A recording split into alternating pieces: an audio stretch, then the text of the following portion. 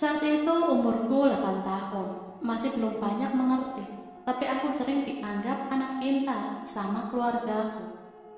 Aku cepat tanggap dan juga pandai bicara, karena di keluarga ibuku cuma aku dan Hilma, sepupuku, cucu perempuan nenekku. Hilma sering dibanding-bandingkan dengan aku. Hilma lebih tua 4 tahun umurnya dari aku, tapi Hilma seperti lebih polos dari aku. Yang aku tangkap kenapa Hilma begitu, karena Hilma masih kelas 3 SD di umurnya yang ke-12. Entahlah kenapa begitu. Tapi yang aku tahu dari cerita mama, Hilma sedikit keterbelakangan mental. Aku gak terlalu dekat sama Hilma, cuma sesekali aja. Aku diajak pergi ke warung atau dia kadang minta ditemani mandi kalau aku lagi main di rumah nenek. Oh iya, mamaku 5 bersaudara, nenek, mamaku, dan ibunya Hilma. Tinggal di area yang berdekatan. Sedangkan keluargaku yang lain tinggal di lain desa, tapi masih di daerah Jawa Timur. Gak banyak momenku sama Hilma, tapi bisa dirasakan selalu hadirnya Hilma sampai sekarang. Sedikit aku deskripsikan, Hilma, anaknya lembut, agak rapuh, kulitnya kuning cerah, rambutnya ikal, matanya sipil. Kesukaannya aneh karena dia suka sama hewan-hewan kecil seperti segala serangga, tikus kecil, burung kecil, siput, ikan cupang, intinya kecil.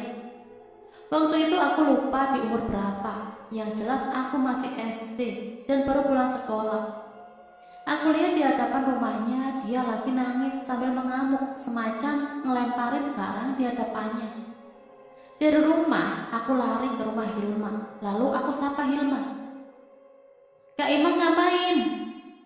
Pas aku sadar, di situ udah ada hewan-hewan kecil yang dia kumpulin di hadapannya. Dibarisin terus dibunuh gitu, dilemparin sama batu, sandal, sama besi-besi dari bengkel punya bapaknya. Aku kaget, jijik, sedih lihat hewan-hewan itu. Gak berani deketin Hilma lagi. Akhirnya aku pulang saja, balik ke rumah dan ngadu ke mama. Selain itu, aku juga sering lihat Hilma dipukulin ayahnya atau disiram ibunya pakai air. Aku tanya ke mama kenapa bisa begitu. Tapi mama kayak gak percaya sama yang aku bilang, karena orang tua Hilma kelihatan biasa saja di depan keluarga kami. Jadi mama anggap aku cuma bualan anak saja. Sedikit latar belakang keluarga Hilma. Ayahnya cuma buka bengkel rumahan kayak tambal ban. Ibunya cuci gosok rumah ke rumah. Itu juga angin-anginan. Maksudnya nggak selalu ada kerjaan. Tapi karena keluarga ibuku dan yang lainnya adalah orang-orang terpandang dan kaya, sering sekali orang tua Hilma dibantu. Jadi masih layak kehidupannya. Mungkin karena keadaan ekonomi bapaknya yang gak setara dengan keluarga yang lainnya. Aku jadi mikir itulah sebabnya Hilma suka dapat kekerasan. Ada suatu ketika di mana waktu itu ada keluargaku yang ngadain sunatan. Jadi kami semua kumpul di sana. Aku lihat Hilma selalu ceria tiap acara keluarga.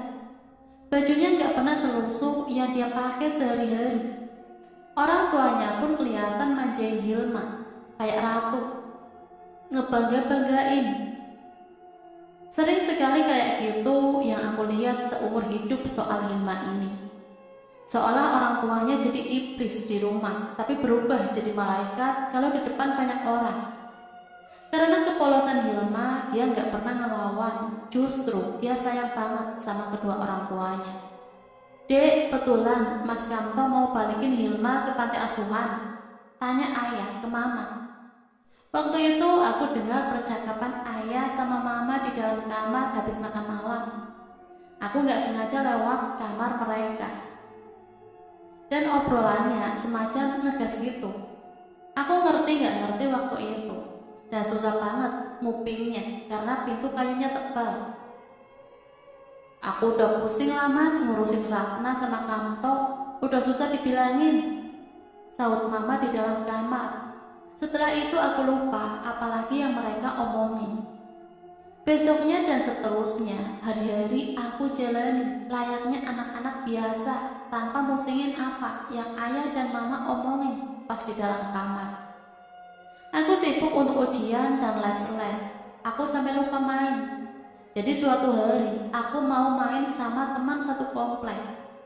Kebetulan rumahnya melewati rumah Hilma, dan ada ibunya di teras. Aku sekalian sapa dia dan basa-basi. "Bule Ratna, Kak Imanya mana?" tanya aku. "Kak Hilma sekarang pesantren, ntar aja mainnya kalau dia libur ya," kata ibunya Hilma. Aku pergi aja gitu. Aku lanjut main sama temanku yang lain. Gak lama dari situ, sekitar beberapa bulan kemudian, tanpa aku lihat lagi batang hidung Hilma di rumahnya. Tahu-tahu rumahnya Hilma diramaikan. Orang rayain siraman 4 bulan kehamilan Bule Ratna, ibu Hilma. Aku tahu dari mama waktu itu, nama acaranya 4 bulanan. Aku juga ikut berkontribusi di sana, walaupun cuma makan. Dan yang akhirnya 5 bulan setelah itu, lahirlah sepupu baruku. Namanya Damar. Bayi laki-laki yang manis. Dan laki-laki tanpa Hilma di sekitarnya. "Ma, Kak Ima senang pasti nih punya dedek," kata aku. Mama cuma diam saja, senyum-senyum. Terus pas pulang dari jenguk lahiran Bule Ratna, Mama bilang, "Udah jangan nanyain Kak Hilma lagi dek, jangan banyak pengen tahu." Karena Mama lumayan ngegas, akhirnya aku gak pernah nanyain Hilma lagi. Dan lupa begitu saja, karena aku pun gak deket banget. Tahun terus berjalan sampai gak sabar, Damar udah remaja. Umurnya 12 tahun sekarang. Tumbuh jadi anak laki-laki yang tenang, ngomong cuma seperlunya. Anak yang berprestasi di sekolah dan gak punya banyak teman kayak umumnya anak sebayanya. Saat itu keadaan ekonomi keluarga Bule Ratna sudah membaik. Suaminya, Pak Kamto, sudah bekerja sebagai teknisi kapal laut. Dan Bule Ratna punya bisnis menjahit baju aneka seragam, jauh lebih baik. Sore itu aku lagi ngasih makan burung-burung ibu di garasi. "Mbak Juni," panggil Damar sambil nepuk punggungku dari belakang, bikin kaget. "Mbak, aku mau cerita sama Mbak." "Kenapa, Mar? Tumben," kata aku. "Aku kayaknya beda, Mbak," kata Damar. Aku penasaran kenapa Damar tahu-tahu mau cerita. Padahal sebelumnya kita nggak pernah dekat. "Ya udah cerita aja langsung, Mat, bikin penasaran aja." "Sepupuku yang cewek kan kamu doang, Mbak. Kalau ke Mas yang lain aku takut dianggap gendeng. Lihat aja gayanya, udah kayak jagoan. Tapi Mbak Hilma siapa ya?" Dengar itu, aku jadi keingat lagi sama Hilma yang udah bertahun-tahun aku nggak lihat dia. "Hah? Gimana dia sekarang?" jawab aku spontan. "Loh, Mbak tahu?" tanya Damar. "Ya tahu lah, itu kan kakakmu. Kenapa kamu nanyain dia?" Tiba-tiba Damar melamun, terus ninggalin aku tanpa pamit. Tadinya mau aku tarik kera lehernya, tapi kayaknya Damar gak lagi bercanda. Beberapa keanehan dari Damar pun mulai bermunculan. Dari yang pertama, waktu aku dan Mbok, asisten rumah tangga, ngantar makanan matang masakan ibu untuk Bule Ratna. Kita ke rumah Bule Ratna saat itu, terus disuruh duduklah kami karena Bule mau pindahin makanannya ke piring punya dia sendiri, supaya nggak repot balikinnya. Nggak lama ada Damar lewat. Dia bilang mau ke depan aja. Akhirnya aku ikutin karena aku mau basa-basi aja sama dia. Kayak dia biasa ke rumahku juga sering nontonin aku lagi ngerjain sesuatu. Kaget banget waktu lihat Damar ada di kebun bunga kecil di depan rumahnya. Banyak serangga dan hewan kecil di sekitar itu. Karena aku udah gak pernah masuk ke rumah Bule Ratna beberapa tahun ini, jadi gak tahu di rumah Bule ada apa aja. Damar, kamu ngapain?" tanya aku. "Ngasih makan nih." Aku cuma lihat aja kelakuan Damar yang persis Hilma, sekaligus bergidik lihat hewan-hewan itu. Kamu tuh mirip kakakmu Hilma ya, suka pelihara hewan kecil, kata aku. Kamu kok selalu bingung sih kalau mbak ngomongin Hilma, tanya aku lagi. Damar melihat aku bingung tanpa jawab. Setelah itu kami diam beberapa saat, sampai mbok manggil aku dari pintu rumah Damar buat ngajak pulang. Sebelumnya Damar bilang ke aku, Hilma itu rumahnya di sana, sebelah gereja mbak. Persis di belakang komplek ini kan ada sawah, nah di situ. Tanpa jelasin sebenarnya yang Damar maksud Hilma, temannya atau kakaknya. Aku diam aja, tambah bingung, kenapa Hilma ada di situ. Kok misal tinggalnya? Tapi karena buru-buru, aku langsung jalan ke arah mbok. Kita pulang ke rumah akhirnya. Kejadian berikutnya waktu kami ada di rumah cuma berdua. Iya, aku dan Mbok aja. Mama dan ayah ada di luar kota karena dinas. Waktu itu malam sekitar habis maghrib, bel rumah bunyi yang dipencet cepat berulang kali. Aku pikir siapa, itu buru-buru banget. Tapi karena aku ada di lantai 2, Mbok lah yang membukakan pintunya dahulu. Belum turun, masih di tangga, aku mendengar suara Mbok berteriak. Aku makin panik lari cepet-cepet. Waktu sampai depan pintu, aku bingung. Cuma ada Damar di situ. Tapi kenapa Mbok menjerit? Ada apa sih Mar? Tanya aku. Damar dengan tatapannya yang sayu, senyum kecilnya seolah nggak terjadi apa-apa. Diam 1000 bahasa macam orang bengong. Oh ya Mar, sambil aku jentikan jari ke hadapan dia. Tapi bukan sadar dari lamunan, Damar malah pingsan. Aku teriak sekarang, yang mana? Di sana Mbok segera datang. Laki-laki dengan muka yang biasa saja. Kenapa Jun? Dalam hati pakai nanya, ini si Damar pingsan. Tapi baru saja aku berpaling pandangan dari Mbok, aku lihat di genggamanku ada buntalan bulat yang aku nggak tahu apa isinya, semacam paket kurir, ada alamat dan nama tertera, yaitu nama Damar. Aku kaget banget, ini kenapa? Asli, Mbok pun bingung. Karena kejadian itu, aku tidur di kamar Mbok sampai mama dan ayah pulang.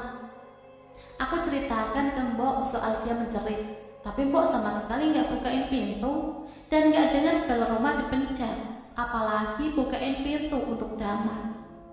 Dan soal paket, aku cuma kasih ke Damar besoknya tanpa aku buka isinya apa dan tanpa aku tahu pengirimnya siapa. Aku sakit selama 3 hari. Karena kejadian itu juga aku ngadu ke mama. Aku tanya sama mama, ada apa sebenarnya Damar sebetulnya dan kenapa Hilma? Tapi mama gak pernah jawab. Ayah juga. Aku punya firasat semalam itu ada hubungannya dengan Hilma. Sering sekali terjadi kejadian aneh pada Damar, tapi nggak jarang juga bersangkutan dengan keluargaku. Karena kan keluargaku yang paling dekat rumahnya dengan Damar. Dari sini aku peka, ada yang nggak beres. Aku harus tanya ke Damar, karena aku anggapnya di sini akulah yang aneh, bukan dia. Yang dia aneh, tapi menurutku aku nggak kalah aneh.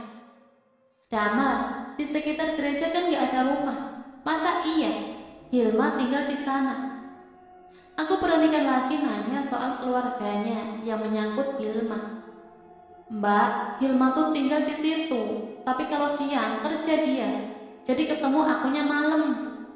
Oke, aku tunggu dapat jawaban kalau Hilma ini suka keluar malam. Akhirnya aku pun senekat ini jalan malam melewati gereja. Malah pernah sok nongkrong di dekat gereja, tapi aku nggak lihat tanda-tanda ada Hilma. Ya sudahlah, aku pikir cukup aja sampai di sini. Aku kepo, takut kalau dicari lebih dalam, aku jadi kayak nyari-nyari kesalahan orang. Kejadian berikutnya, aku baru pulang dari kos yang mana melewati rumah Damar. Di rumahnya lagi ada tamu, kayaknya dari sekolahan. Karena aku hafal banget itu batik PNS. Sampai rumah aku tanya mama lagi, di sana kenapa? Damar udah nggak sekolah 2 minggu. Gosipnya yang beredar di sekolah si Damar, dia ngehamilin anak orang. Makanya guru minta klarifikasi. Nengokin itulah dek, kata mama. Tapi mama ngejawabnya kayak bingung, semacam cari-cari jawaban lah. Tapi ya udah, aku nggak ambil pusing lagi. Singkat cerita, setelah banyak kejadian aneh, aku tahu bahwa Damar ternyata putus sekolah. Aku kasihan lihat Damar, padahal dia anak yang berprestasi. Tapi sampai sekarang nggak dilanjutin sekolahnya. Suatu hari aku mergokin Damar lagi ada di kuburan dekat desaku. Pas banget aku lagi ikut mengubur almarhum ayah dari temanku. Aku langsung cepet-cepet ke arah Damar. Hai, ngapain Damar? Sendirian kah? Iya mbak, nungguin orang. Tiba-tiba Damar menitikkan air matanya. Aku kaget kenapa Damar ini tiba-tiba nangis. Jangan nangis, mbak salah ya? Mbak, betul, Hilma itu kakak Damar. Tapi kenapa Damar baru tahu? Sambil nangis dia bilang begitu. Loh, kan mbak udah bilang ke kamu diam saja. Mbak kira kamu tahu. Lagian kan kamu adiknya, masa kamu gak diceritain sama ibu? Ibu gak pernah cerita ke Damar punya kakak mbak. Aku heran, kenapa sih yang berhubungan sama Damar itu selalu membingungkan. Lah kok aneh deh ibu kamu. Lagian ya, pas banget ibu kamu bunting kamu. Mbak udah gak lihat Hilma lagi. Makanya mbak tanya terus ke kamu, dia di mana? Jelas aku ke Damar. Aku awalnya udah ngerasa ada yang aneh sama Hilma, yang aku kenal, yang aku sering ceritain ke mbak. Aku pernah ajak dia ke rumahku atau sampai ke rumahku kalau mau nitip hewan peliharaannya. Tapi dia gak pernah mau. Aku pun ngerasa aneh waktu dia nemuin aku selalu di malam hari. Hilma juga orang yang datang di mimpiku sebelum aku ketemu sama dia mbak. Aku berhenti sekolah karena aku gak kuat mbak sama bully di sekolah. Aku dianggap orang aneh, gak bisa bergaul. Akhirnya aku bolos terus ke rumah Hilma. Tapi Hilma akhir-akhir ini gak ada di rumah. Ya gak apa-apa, aku di rumah dia sendirian. Seenggaknya aku gak pulang ke rumah, kata Damar sambil menahan tangisnya yang makin kenceng. Aku makin penasaran sama penjelasan Damar. Oh iya, Damar ini bukan anak yang terbuka ke orang tuanya. Tapi Damar betul-betul dimanjakan, disayang. Jadinya Damar gak pernah nanyain soal Hilma ke orang tuanya, atau nanyain soal kakaknya siapa. Karena Damar pun masih gak yakin dia punya kakak. Terus kamu ngapain di sini? Aku mau cari Hilma mbak, dia orang baik. Sudah beberapa hari dia gak ada di rumahnya. Aku punya feeling yang kuat dia kakakku, tapi aku gak tahu betul apa enggak. Sampai mbak pun pernah terucapkan kalau Hilma kakakku kan. Aku semakin yakin, tapi aku gak mikir begitu dulu. Beberapa hari yang lalu juga aku terima beberapa barang pemberian dia. Disitulah dia mengaku kalau dia kakakku. Aku makin prihatin sama keadaan Damar yang semakin hari semakin aneh, bingungin. Jadi kamu pikir Hilma udah nggak ada? Damar cuma mengangguk. Aku mau cari kuburannya mbak. Hei, jangan sembarangan kalau ngomong. Bagaimana dia bisa meninggal sedangkan gak pernah ada duka di rumahmu? Gak pernah ada pengajian. Kita sekeluarga santai loh Mar. Kita tahu Hilma ini ke pesantren. Udah itu doang. Tapi sudah 8 tahun mbak gak pernah lihat Hilma Mar. Damar tambah nangis. Aku makin merasa bersalah di situ, sudah ngejelasin yang sebenarnya. Sampai suatu ketika, keluarga besarku ribut, yang intinya permasalahannya adalah orang tua Damar. Karena aku sudah dewasa, aku mau berusaha menengahi mereka. Karena kasihan nenek sudah tua, harus dihadapkan keluarganya yang lagi cekcok ini. Pembunuh! Kita nggak mau pokoknya anak kita dikasih makan uang haram. Kami sudah berniat baik untuk kamu, Kamto. Bisa-bisanya kamu khianatin kita, pembunuh! Teriak salah satu Pak Deku yang menggema di halaman rumah Damar. Sedangkan rumah nenek cuma berjarak 10 meter. Takut banget nenek mendengar ini semua. Sekarang bisa-bisanya sampai terdengar Damar gak sekolah lagi di telinga saya. Pikirin juga kejiwaan anakmu, lanjut Pak Deku. Aku lihat Pak Dekanto diam saja menunduk. Sekarang bagaimana nasib kedepannya, ha? Kau yang memulai, kau yang bertanggung jawab. Sudah menyesal saya bantu adik pembunuh macam kamu. Akhirnya ribut ini dipisahkan satpam komplek. Aku dan juga sepupuku yang lain. Gak enak kedengaran warga lain. Akhirnya waktu pulang aku tanya lagi sama mama. Ma, sebenarnya kenapa sih keluarga kami? Damar kenapa? Mama jangan pulang lagi sama Juni. Aku tungguin jawaban mama yang akhirnya mama nangis. Mama gak tahu mau mulai dari mana. Mama sedih punya kakak macam Kamto. Hilma itu bukan anak kandungnya Pak Dekamto, Dek. Aku kaget lagi dan lagi setiap dengar fakta dan keanehan di keluarga itu. Hilma dibalikin ke panti asuhan, Jun. Makanya mama jengkel banget sama Pak Dekanto dan Bulik Ratna. Dulu mereka menikah, tapi sudah 8 tahun gak punya anak. Akhirnya mereka adopsi dari salah satu panti asuhan. Bayi perempuan hasil buangan dari orang tuanya juga. Setelah rundingan dari keluarga besar, akhirnya Hilma diadopsi dengan segala kekurangan finansial di keluarga Pak Dekanto. Karena kami sekeluarga tahu kalau Pak Dekanto bukan orang mampu. Bagaimana kalau dia adopsi anak? Pasti nggak mampu kan? Akhirnya kami semua sepakat buat bantu keluarga Pak Dekanto. Lagi dengerin cerita mama, tiba-tiba bel rumah kami berbunyi. Disusul suara laki-laki yang kayaknya itu Pak Deku yang tadi teriak-teriak. Kami tadi di rumah Pak Dekanto, terus sempat pulang dulu. Kita ke rumah ibu sekarang, ayo, paksa Pak Deku ke mama. Aku dan ayah ikut. Sampai di sana aku cuma duduk di depan teras dengan sepupuku yang lain. Tapi nggak termasuk Damar. Aku nggak tahu Damar kemana. Aku diam saja karena sepupuku yang lain laki-laki. Kita nggak nyambung kalau ngobrol. Dari teras aku dengar suara keluargaku ngobrol. Ngaku kamu buang Hilma di mana? Pikir juga dong Kamto, bagaimana citra nama keluarga kami nanti di mata orang.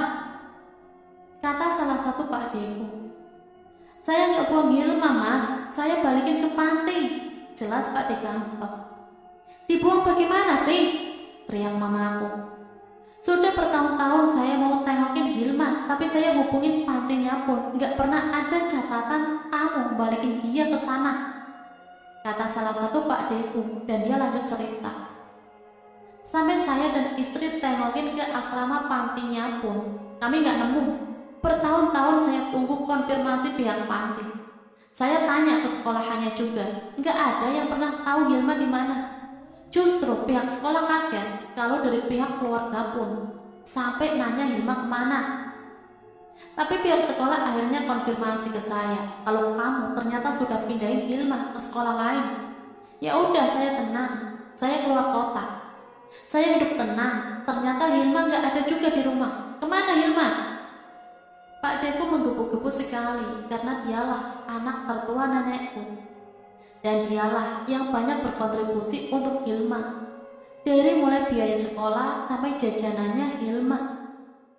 Astagfirullahalazim, teriak mamaku sambil nangis. Aku yang gak tahan dengar tangisan mama masuk menerobos ke dalam rumah. Pak D, jangan terlalu keras bicaranya. Kasihan nenek sudah tua. Baiknya diselesaikan dengan kepala dingin. Aku yakin Hilma ada di sekitar sini. Ucap aku menenangkan Pak D. Damar bilang Hilma masih ada di sekitar sini. Waktu aku bilang begitu, terbelalak wajah Pak Dekanto yang langsung mencekam pundakku. Di mana jalan itu? Aku nggak tahu Pak D. Aku diceritakan Damar.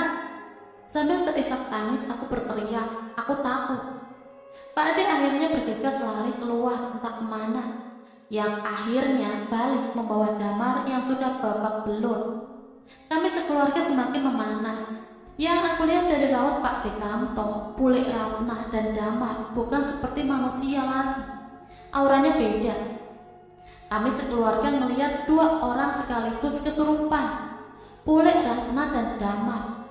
Bule Ratna seperti orang kejam dan Damar duduk bersimpuh ayu seperti perempuan, sambil mengelus seluruh tubuhnya bagi perempuan sedang mandi.